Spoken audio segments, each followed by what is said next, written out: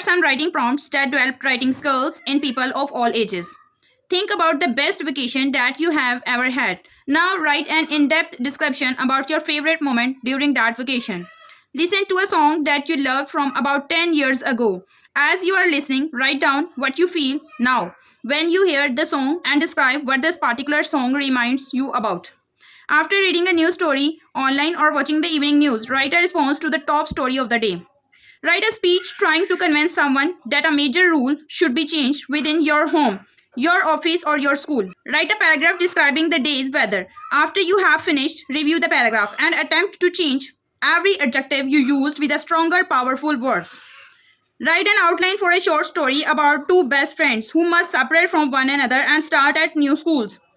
Come up with an idea for a new main character in a book. Describe this character's appearance, their personality traits, and the actions that they take in the story. Write a letter to your role model and explain how they have impacted your life.